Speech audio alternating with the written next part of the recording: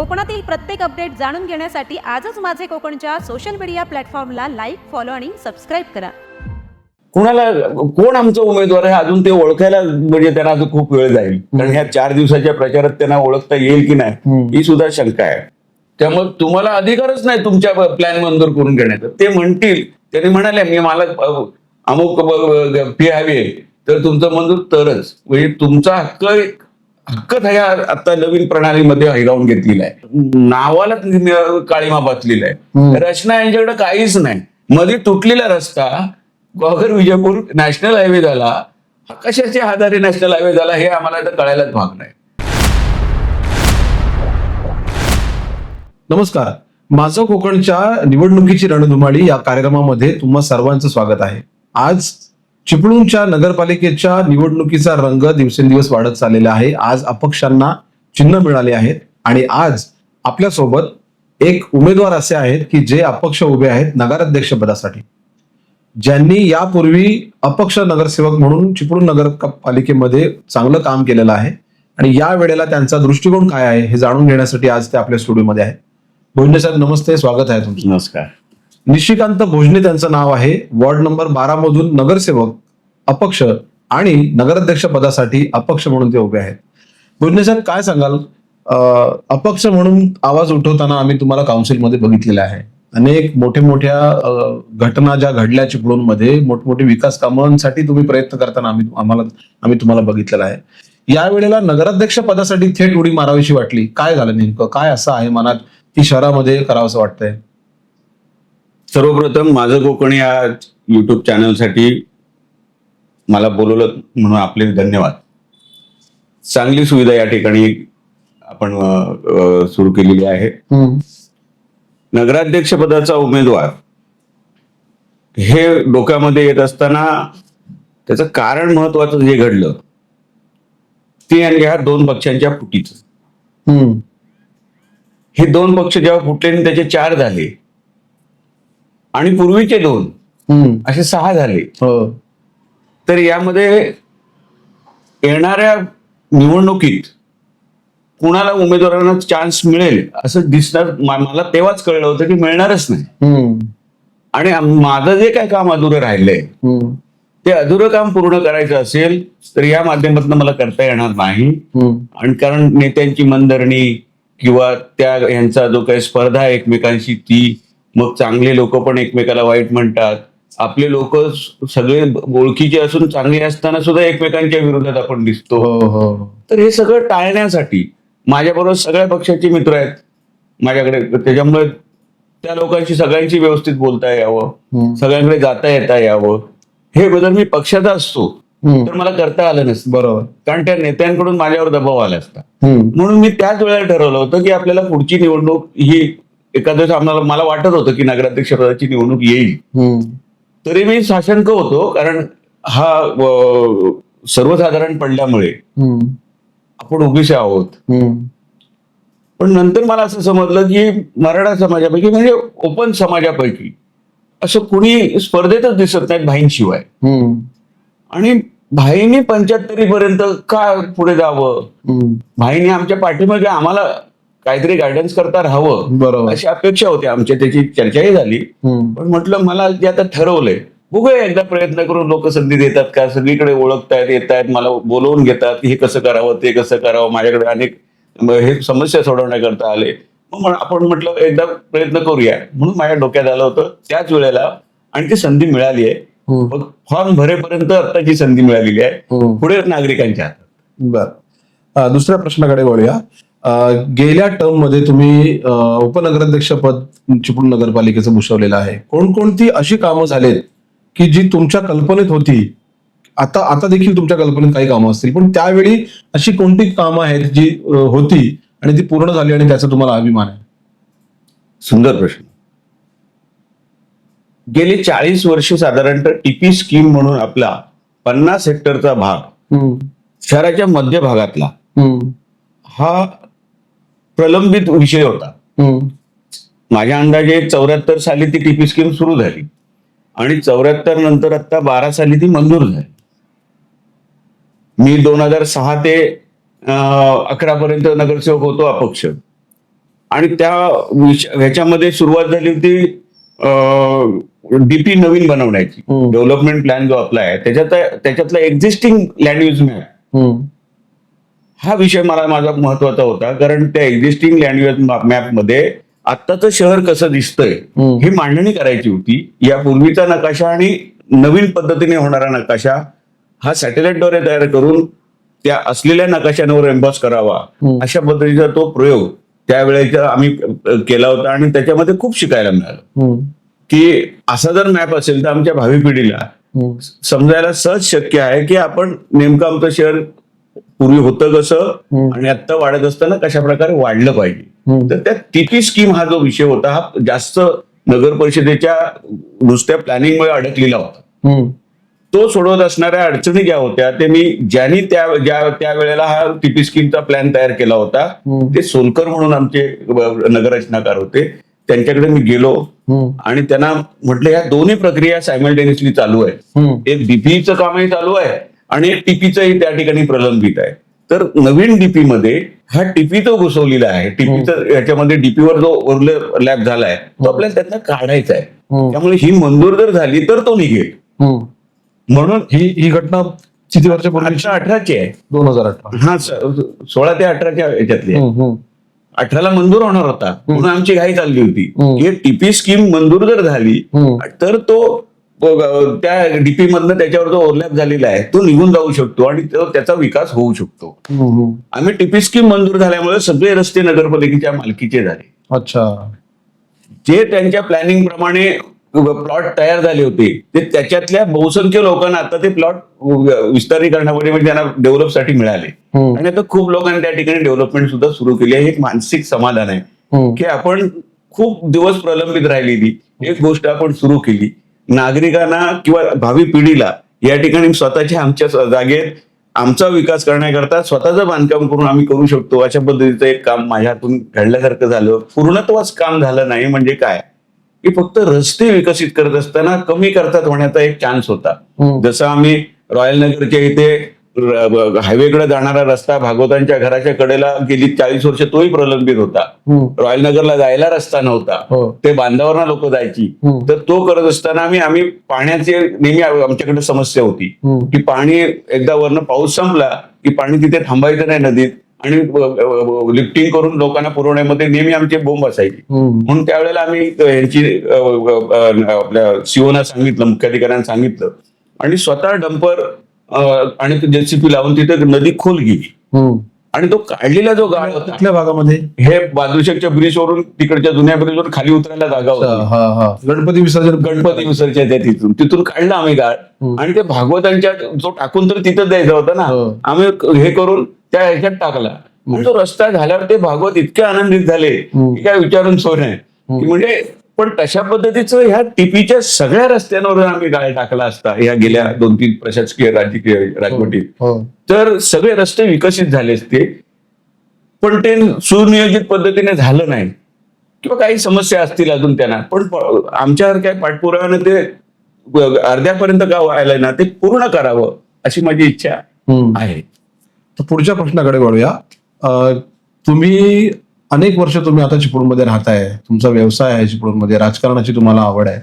ज्या वेळेला 20-25 वर्षापूर्वीचं आपण चिपळूण बघूया, त्यावेळेचे नेते बाळ माटे असतील, रमेशभाई कदम असतील, निशिकांत जोशी असतील, नाना जोशी, ह्या सगळ्यांच्या दृष्टिकोनातून असलेलं चिपळूण आणि आत्ता चाललेलं चिपळूण काय फरक वाटतो? त्यातलं एक जे नाव आहे किती पुढे गेलंय चिपळूण, कसं आहे, काय वाटतंय? संपूर्ण काय झालंच नाही असं म्हणता येणार नाही. कारण काही ठिकाणी समजा राधाकृष्ण नगर असेल त्या ठिकाणचे नवीन रस्ते झाल्यामुळे त्या ठिकाणी वस्ती वाढली, लोकांना एक पर्याय मिळाला. त्याच प्रकारे आमच्या भागामध्ये म्हणजे अगदी याच्यापासून म्हटलं स्टँड पासून वरच्या भागामध्ये पाणी भरल्यानंतर बांधकामांचा वेग वाढला वरच्या बाजूला आणि त्या साईडनी काम जे राहिलं की हे जो बांधकामांना परवानग्या दिल्या गेल्या परंतु त्यांचं सांडपाणी नियोजनाची व्यवस्था जी आहे ती आज सर्व नदीला जाते. आणि तिथून नवीन जर रस्ता जे डीपी मध्ये टाकलेले आहेत, जे परांजपे स्कीम सारखी मोठी ही झालेली आहे, वसाहत 300 झाली. वसाहत झाले, वसली आहे, धवलगाग आहे, ह्या सगळ्यांकडून येणारं सांडपाणी पाणी आज रस्त्यावर येऊन अडून राहिलेलं आहे. खूप प्रयत्न केले, निधी मिळाला नाही किंवा ते पूर्णत्वात जात नाही, असं ह्या मधल्या काळामध्ये सिओना हे करून सुद्धा झालं. पण ते पूर्ण झालं. फिल्ट्रेशन प्लांट त्यांचे असून सुद्धा ते त्याची व्यवस्था करता येत नाही, कारण जायलाच जागा नाही त्यांच्या. तर अशा पद्धतीची कामं त्या ठिकाणी करणं गरजेचं आहे आणि ती अधुरी कामं आहेत. ही थोडीशी झाली का म्हणजे त्या ह्याच्यात बांधकामाचा वेग वाढला, परंतु बाकीची जी काही नागरी सुविधा आणि व्यवस्था जी आहे ती थोडी कमतरता आहे. थोडं जुन्या राजकारणाकडे जाऊया. पूर्वी तुम्ही बाळ माटे, रमेशभाई कदम, त्यांच्या समोर असलेले भास्कर जाधव यांचं वैर बघितलेलं आहे. आज त्यांची मैत्री बघताय, काय वाटतं याच्याकडे बघून? ते थोडस हे वाटतं की आम्ही सगळे जे कार्यकर्ते त्यावेळेचे त्यांचे आम्ही वेडे, की ज्यांच्यासाठी एकमेकांसाठी आम्ही भास्कररावांचं आमचं स्वतःचं वाईट काही नाही, वैरही नाही. भाईंमुळे वाईट, भाई किंवा बाटेशेटमुळे आम्ही त्यांच्या बरोबर वाईट. आणि आज ते दोघं एकत्र येत असताना आम्ही चूक केली हे आम्हाला आज असं वाटतंय. ठीक आहे, काळाच्या ओघात ते सगळं राजकारणात काम करत असल्यामुळे ते पचवून घ्यायचं, त्याला काही इलाज नाही. आज नगराध्यक्ष पदासाठी रमेशभाई कदम तुमच्या समोर आहेत, एकीकडे उमेश सकपाळ आहेत, एकीकडे अपक्ष लियाकत शाह आहेत, एकीकडे पेचकर आहेत, तुम्ही आहात. कोणाबरोबर आपली चांगली फाईट होईल असं तुम्हाला वाटतंय? कोण चॅलेंजिंग वाटतंय त्यातलं? त्याला दोन पैलू आहेत. एक पैलू असं सांगतं की यांचा उमेदवार ठरायला लागलेला इतका वेळ आणि ज्या भूमिकेमुळे मी अपक्ष उभा आहे त्यातून त्यांचा झालेला उडालेला गोंधळ जो आहे तो नागरिकांना पटलेला नाहीये. नागरिक पूर्णपणे संभ्रमात अवस्थेत आहेत. बरोबर आहे. कुणाला कोण आमचा उमेदवार आहे अजून ते ओळखायला म्हणजे त्यांना अजून खूप वेळ जाईल, कारण ह्या 4 दिवसाच्या प्रचारात त्यांना ओळखता येईल की नाही ही सुद्धा शंका आहे. आणि त्याच्यातून कोण जड आहे काय आहे, पक्षाद्वारे जरी कोणी सांगत असलं की आम्ही आमचा आणणार, आम्ही आमचा आणणार, पण तुमचा म्हणजे स्वतःचा कुणाचा? तुम्ही दिसताना पहिले दिसले तू आमदारकीच्या इलेक्शनला वेगळे, आता मागणी करत असताना बोलत आली वेगळी, आणि घडलंय तिसरंच, आणि निवडून आल्यानंतर बसणार दुसरीकडेच. या संभ्रमावस्थेत नागरिकांनी कुणाला मत टाकावं या संपूर्णपणे गोंधळलेल्या परिस्थितीमध्ये ते जे म्हणतायत राजकीय पक्ष तसं होणार नाही असं मला वाटतंय. कारण ज्या कार्यकर्त्यांना खरोखर ज्यांनी आपलं निष्ठेनं काम करून ज्यांना निवडून आणण्याकरता प्रयत्न केले त्या कार्यकर्त्यांना न्याय मिळाला नाहीये, म्हणूनच इतके अपक्ष उभे राहिलेत. बरोबर. आणि ह्यांचा राग ह्या राजकीय पक्षांवर आहे. त्यामुळे आपल्याला संधी आहे की तो राजकीय पक्षांचा, आपण काय मोठे कुठले पदाधिकारी नाही, या सगळ्या राजकीय भांडणाचा, वादाचा मला फायदा होईल. किती फायदा होईल? मला चांगला फायदा होईल. कारण लोक म्हणतात तुमचंच बरोबर आहे की यांच्या नादाला न लागणं. आपण मत देऊन त्यांना हे करतो आणि नंतर ते विसरतात आणि वेगवेगळी कारणं सांगून आम्हाला डावळतात. आम्ही पदरमोड करून सुद्धा यांची कामं करतो, परंतु ते नंतर विसरून जातात. आणि आजचं हे उदाहरण चांगलं की भाई आणि ते समोर जे काय टीव्हीवर तुम्ही आज सगळ्यांनी आम्हाला दाखवलं त्याच्यात लोक म्हणतात आम्ही काय आमची चूक झाली की यांची बाजू घेतली. ते दोघंही दोघांवर नाराज आहेत असं दिसतंय. माझं कोकणच्या माध्यमातून निवडणुकीची रणधुमाळी या कार्यक्रमामध्ये निशिकांत भोजने आपल्यासोबत आहेत. वेळ झाली एका ब्रेकची, थांबूया, पुन्हा भेटूया. तुम्ही पाहत राहा फक्त माझे कोकण.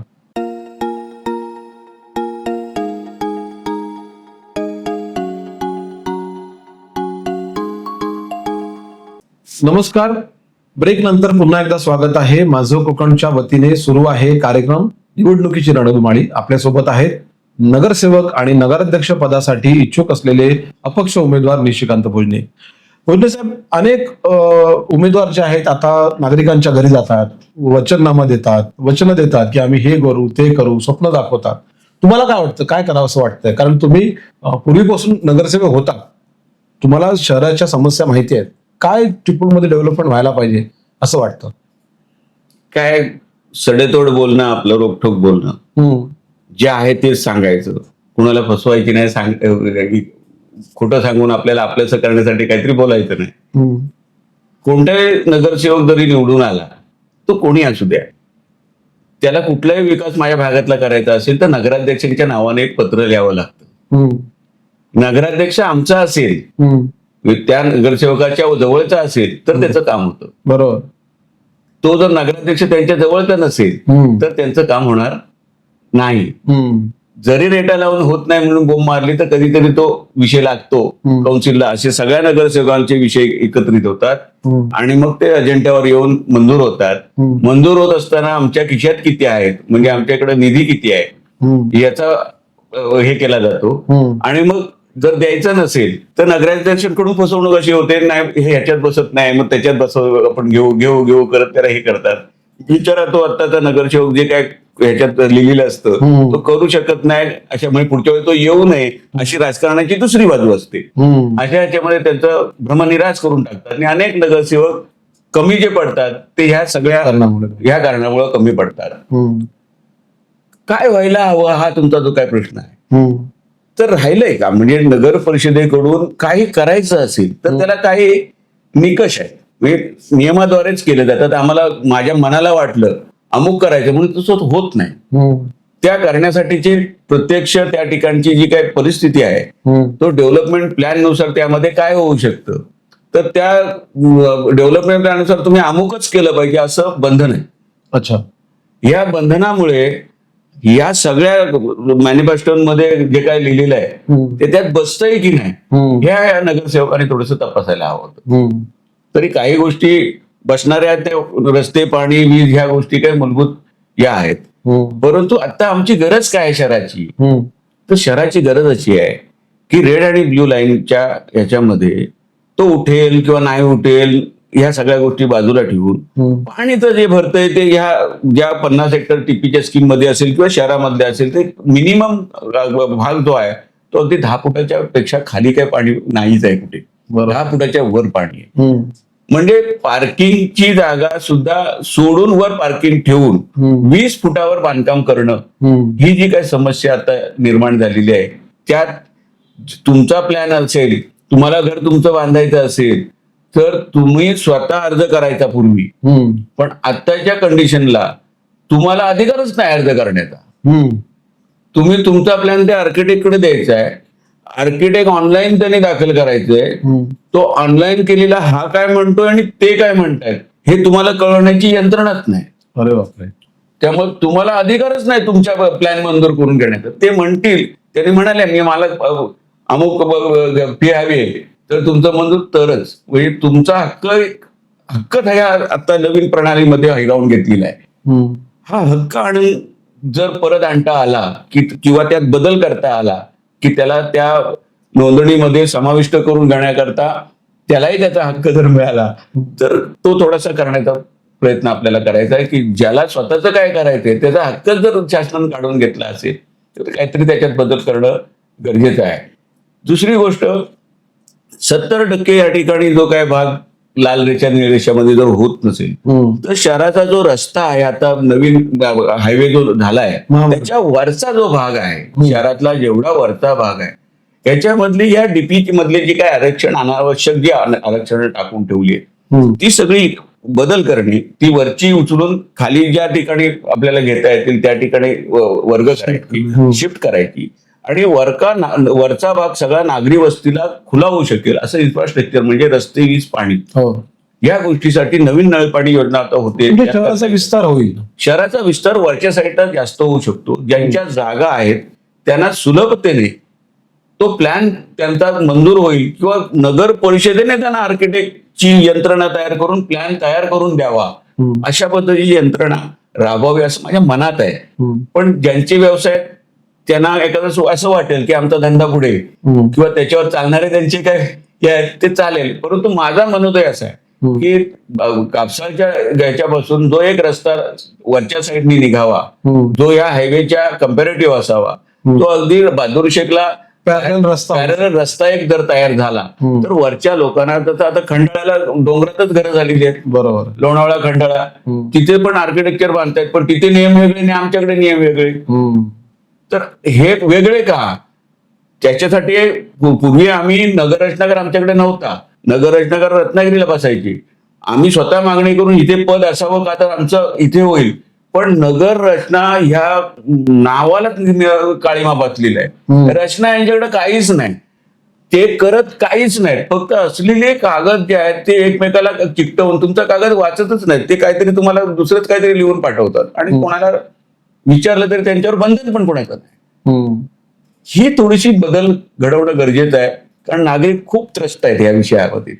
त्यांना करायचंय, स्वतःचा डेव्हलपमेंट करायचंय, मुलाबाळांसाठी काहीतरी करून ठेवायचंय किंवा नवीन व्यवस्था जशा बाकी शहरी भाग म्हणजे नवीन आता जे काय नवीन पनवेल वसलंय, नवीन वाशी चा भाग वसलाय, तिकडच्या पनवेलच्या वसलाय, उलवा वसलंय, आमच्या नजरेसमोर बसलं. मग आम्ही काय नेमकं हे केलं तर तिथे प्राधिकरण सिडको आहे. सिडकोकडे असलेली जशी यंत्रणा आहे तशी यंत्रणा आमच्या नगर परिषदेची आम्ही जर तयार केली तर अशा गोष्टीचं चांगलं शहर वसू शकतं आणि भावी पिढीला त्या बाहेर कामधंद्यासाठी बाहेर जायची गरज लागणार नाही. इथेच त्या गोष्टी ते तयार करून देऊन, कारण एक्झिबिशन सारखी बाबा आहे ना हे आपल्याकडे झालेलेच नाही, होत नाही. जागाच नाही तर एक्झिबिशन भरणार काय? नवीन बघायला मिळत नाही, नवीन काय दाखवताच येत नाही त्यांना. युट्यूबवर जे बघतात ती प्रत्यक्षात, एक छोटंसं उदाहरण घ्या, आमच्याकडे वेल्डर्स आहेत अनेक ठिकाणी. ते वेल्डरांकडे लेझर मशीन त्या युट्यूबवर बघतात, पण मिळते कुठे, काय किंमत आहे हे त्या ह्याच्यावरून काय समजत नाही. पण ते एक्झिबिशन जी जर लावली आपण तर ते सगळे लोक वेगवेगळ्या क्षेत्रातले आपल्याकडे येतात. आणि मग अशा प्रकारचं काहीतरी आपल्याकडे इन्फ्रास्ट्रक्चर असावं. असं करण्याचा मागच्या म्हणजे त्या डीपी पासून हे पूर्णत्वात जाईपर्यंत आम्ही प्रयत्न करतोय. आमच्या मागच्या डीपीचा आम्ही 2 वर्षात केला नाही म्हणून आमच्या हातातनं काढून घेऊन शासनाने आपल्या हातात घेतला. आमच्याकडे 2 वर्षाचा उशीर झालेला चालला, हे चालत नाही. पण त्यांनी 10 वर्ष रेंगाळलेला केला, हे चालतंय शासनाला. त्यामुळे याच्यात कुठेतरी बदल झाला पाहिजे. आमचं 40 वर्षात वस्ती वाढली, जी काय संख्या आता जी दिसते 1.5-2 लाखाच्या आसपास आमच्या शहरात लोक राहतात. त्यांना नागरी सुविधा किंवा जे काय खरोखर ज्या गोष्टी आहेत, मुलांना खेळायचं असेल तर खेळायला मैदान नाहीत, प्रत्येक वार्डात काहीतरी असायला हवं, या गोष्टी नाही आहेत. त्याच्यातूनच मुलं जर खेळली वावरले एकत्र तर ते विविध क्षेत्रांमध्ये ते आपले करिअर घडवू शकतात. पण ती सुविधाच आम्ही जर दिली नाही तर याच्याकडे कोण न लक्ष देता या पक्षांच्या आपसमधल्या भांडणामध्ये हा विकास सगळा थांबलाय. त्यामुळे ते करण्याची इच्छा आहे. मुलाखतीमध्ये पुढे जाऊया. नगरपालिकेचं उत्पन्न वाढलं पाहिजे असं सगळेजण म्हणतात. मग तुमच्या दृष्टीने काय आहे? म्हणजे तुम्ही प्रशासन बघितलेलं आहे, तुम्ही काउन्सिलची सभा गाजवलेली आहे, आम्ही तुम्हाला विषय मांडताना बघितलेला, आम्ही असं देखील बघितलेलं आहे की काही नगरसेवक एक म्हणतात, काही नगरसेवक दुसरं म्हणतात, तर तुमचा दृष्टिकोन तिसराच असतो. मग या दृष्टिकोनातून नगरपालिकेचं इन्कम वाढलं पाहिजे, या दृष्टीने तुमच्या डोक्यात काय कल्पना आहे? नगरपालिकेचं इन्कम जर वाढवायचं असेल तर नुसत्या घरपट्ट्या घेऊन चालणार नाही. कारण लोकांना किती महाग तुम्ही कराल. हो, तुमचं ज्या पूर्वीच्या ज्यांच्या 500 रुपये घरपट्टी होत्या त्यांच्या 1000 करा मान्य, पण त्यांचीच आता बरोबरी साधारणतः 5-7 हजार रुपये जे राहणाऱ्या घरांना आपण घरपट्टी, मग 500 रुपये आम्ही स्वतःच्या घरात स्वतःच भाड्यानं राहिल्यासारखी घरपट्टी लोकांना काही करते, ती जर कमी करायचं असेल तर जिथे व्यवसाय असतो त्या व्यवसायावर कर लादून आपल्याला मिळवता येतं. पण व्यवसायाची जागा तयार होईल असं इन्फ्रास्ट्रक्चर देण्याची जी नगर परिषदेची जबाबदारी आहे ती पण आपण स्वीकारली पाहिजे ना. ते करण्यासाठी म्हणून नगर परिषदेचं धोरणात्मक निर्णय आणि त्या पद्धतीचं शासनाकडून मिळणारं नियमाद्वारे अनुदान याची सांगड घालण्याकरता सगळ्या असलेल्या म्हणजे यांचे सरकार जर वेगळ्या व्हायचं असेल तर ते आपल्याला दुसऱ्या राजकीय पक्षांनी केल्यानंतर ते डावललं जातं. मग अपक्ष जर असेल तर त्या सरकारला सुद्धा वाटेल की अपक्ष आहे तो, एका आपण चांगलं काम केलं तर पुढच्या वेळेला तो आपल्या बरोबर येईल. त्यामुळे अशा दृष्टीनं ते करणं गरजेचं आहे आणि असं माझा मानस आहे. चिपळूण शहर हे एकीकडे सह्याद्री, एकीकडे महेंद्र पर्वत जो परशुरामांची भूमी आहे, एकीकडे वाशिष्ठी शिवनदी आहे. एवढ्या छान सुंदर परिसरामध्ये आपल्याकडे पाहुणे जर आले तर आपल्याला प्रश्न पडतो की ह्यांना फिरायला कुठे न्यायचं. मग पर्यटनाच्या दृष्टीने चिपळूणला काय काय व्हायला पाहिजे असं तुम्हाला वाटतं? आम्ही ते मागे डीपी बनवत असतानाच सांगितलं होतं. माझ्या डीपी मधलं मी कागदावर रेखाटून पण आम्ही मांडणी केली होती, परंतु तो आमच्या हातातून डीपी गेल्यामुळे त्यांनी त्याचं एक्झिस्टिंग लँड यूज मॅप आमचाच वापरला, आम्ही केला तोच वापरला त्यांनी. पण ज्या बाकीच्या गोष्टी सुचवल्या होत्या त्या त्यांनी फेकून दिल्या. आम्ही दोन आपल्याकडे अडचणीच्या गोष्टी आहेत शहरामध्ये. ग्वाघर विजापूर रस्ता म्हणून इथे नॅशनल हायवे झालाय, पण तो कुठे कुणाला विचारलं सरकारी लोकांना तर कुठलाच सरकारी प्रांत असू दे, तहसीलदार असू दे, भूमी अभिलेख असू दे, सिटी सर्वेवाले असू दे, कोणीच तुम्हाला सांगू शकत नाही हा रस्ता इथून आहे म्हणून. नोंदच नाही. मध्ये तुटलेला रस्ता ग्वाघर विजापूर नॅशनल हायवे झाला. कशाच्या आधारे नॅशनल हायवे झाला हे आम्हाला आता कळायलाच भाग नाही. आपल्या शहरातून जेमतेम 5 मीटर ते 7 मीटरचा रस्ता आहे. नॅशनल हायवेचे निकष तुम्ही आता तिकडून ग्वाघरकडून होत आलाय त्याची रुंदी किती आहे? 30 मीटर आहे. मग इथे शहरामध्ये रस्ता जो हे आहे तो जर बाहेरच्या साईडने आपल्याला घेता आला असता तर त्याचा उपयोग कुठून होता की येणारा ग्वाघरकडून हा एनरॉन ब्रिज जिथं म्हणजे ह्याच्यात बाहेर पडतो परचिती टाकडे, तिथे एनरॉन ब्रिज जिथं सुरू होतो तिथून नदीच्या काठान एक काठ आम्ही त्या हाईटला, ब्रिजच्या हाईटला बांधला असता. तो काठ नाईक अँड कंपनीच्या इथून मुरादपूरचा आता ब्रिज झालाय तो, तिथून मिठागिरी मोहल्ल्याच्या पाठीमागनं, तिथून गांधारेश्वरच्या इथून त्या ज्याला सरळ जो रस्ता असा गेला तर बहादूरशीच्या ब्रिजच्या इथे एक साईडची वॉल जर बांधली असती तर 40 मीटरचा रस्ता त्या ठिकाणी तयार होतो. तो बांधत असताना एक वॉल फक्त बांधणे आणि त्याच्या साईडला गाळ, तिथलाच गाळ काढून तो भरून टाकणे, कमी खर्चामध्ये रस्ता बाहेरच्या बाहेर आम्ही करू शकत होतो. तिथूनही तो रस्ता आमची पाणी योजना असलेली म्हणजे तिथे पंपिंग स्टेशन जे आहे तो वॉल 30 जर पुढे आम्ही नेली तर MIDC बाहेर जातो. MIDCच्या रेल्वे ब्रिजच्या खालून, कारण तो बाहेर बाकीच्या वेळेला पावसाळा सोडून उजव्या हाताने इकडनं जाऊ शकेल खिरडीकडनं, पण बाकीचे दिवस सोडून MIDCतून रस्ता थेट तिकडे MIDC म्हणजे खिरडी बाजारपेठ वगळून बायपास करून तो पाठीमागे जाऊ शकतो. अशा पद्धतीत काय एक प्रपोजल आम्ही नदी स्वच्छतेचं आणि घेऊन आपलं उपोषण झाल्यानंतर माननीय जठार साहेबांच्या माध्यमातून आम्ही जलशक्ती मंत्रालयाकडे गेलो होतो.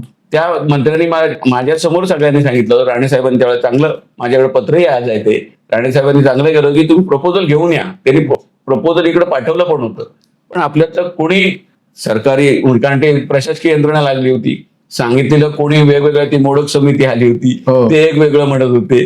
पण जलशक्ती मंत्रालयाकडून असलेल्या 1000-2,000 कोटीचे जे काही मंत्री होते त्यावेळेचे, त्यांनी मला स्वतः म्हणाले की तुम्ही हा विषय कुठला सांगताय? मग म्हटलं चिपळूण तिथे परशुराम मंदिर आहे का? हो. मग मला एक काम करा, तुम्ही हिंदीत बोलले ते, मला परशुरामच्या दर्शनाला यायचंय, तुम्ही कधी हे तोपर्यंत किती महिन्यात होऊ शकेल तुमचं? म्हटलं 2 महिने लागतील. मला तुम्ही बोलवा, परशुरामच्या इथंच तुमची मी जाहीर घोषणा करतो, ही वॉल तुम्हाला मंजूर करून देतो आणि तिथून जसं नरिमन पॉइंटचा व्ह्यू आहे तो व्ह्यू ह्या आमच्या त्या वाशिष्ठीला व्ह्यू आला असता. तो बांधताना स्टेप बांधून समजा अशा या ठिकाणी जर असा हे केला असतात, त्या वॉल मधूनच पाण्याचा निचरा होण्याकरताची पाईप ठेवून दिली असते तर एक उत्तम प्रकारचं तुम्ही म्हणता येते. आणि त्यालाच लागून उर्वरित ज्यांच्या जागा आहेत तिथे सगळ्यांना ह्या म्हणजे मगाशी जो आपण म्हणालो की एक्झिबिशन साठी म्हणून जागा असतात, ह्या मोकळ्या जागेमध्ये ते उंचावर असल्याकडे होऊ शकलं असतं. अशा प्रकारचा प्लॅन आमचा त्यावेळेला होता, परंतु काय आमच्या हातातच काय नव्हतं. नगराध्यक्ष काय मी नव्हतो, नगराध्यक्षांनी ही बाब जर पुढे नेली असती एखाद्या वेळेस ते होऊ शकलं असतं. मुलाखतीमध्ये पुन्हा एकदा वेळ झालेली आहे ब्रेकची, थोडं थांबूया. तुम्ही पाहत राहा फक्त माझे कोकण.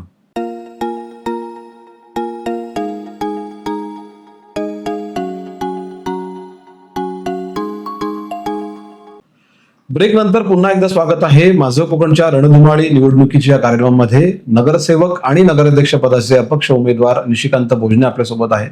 गेल्या टर्म मध्ये त्यांनी काउन्सिल कशा प्रकारे गाजवलेली आहे हे चिपळूणकरांना माहिती आहे. आज आपण त्यांच्याशी चिपळूणच्या विजन बद्दल चर्चा करतो. चांगली गप्पा झाली, चांगले मुद्दे तुम्ही मांडलेत. माझं कोकणच्या माध्यमातून हे मुद्दे नागरिकांपर्यंत, मतदारांपर्यंत नक्की पोहोचतील. जाता जाता नागरिकांना, मतदारांना कशा प्रकारे आवाहन कराल, काय करावं असं वाटतंय, काय सांगाल? नमस्कार, मी निशिकांत भोजने. नगराध्यक्ष पदाच्यासाठी म्हणून या सगळ्या राजकारणी लोकांना आपण कंटाळला असाल, त्यांचा राग येत असेल, ते टीव्हीवरच बघून गेली 40 वर्ष यांच्या भांडणामध्ये आम्ही बाजूला राहून आमच्या शहराचा विकास थांबलाय असं वाटत असेल तर आपण माझ्या अध्यक्षपदाच्या निवडणुकीकरता निशाणी म्हणून जी अंगठी आहे त्या अंगठी समोरचं बटन दाबा आणि मला प्रचंड मताने विजयी करा, अशा प्रकारची मी आपल्याला विनंती करतो. वॉर्ड नंबर 12 मधून निशिकांत भोजने हे नगरसेवक पदासाठी आणि नगराध्यक्ष पदासाठी अंगठी ही निशाणी घेऊन आपल्या समोर येत आहेत. आता येत्या निवडणुकीमध्ये जास्तीत जास्त मतदारांनी बाहेर पडून मतदान करा असं आवाहन प्रशासनाच्या वतीने आणि माझं कोकणच्या वतीने होत आहे. आता वेळ झालेली इथे थांबण्याची. तुम्ही पाहत राहा फक्त माझे कोकण.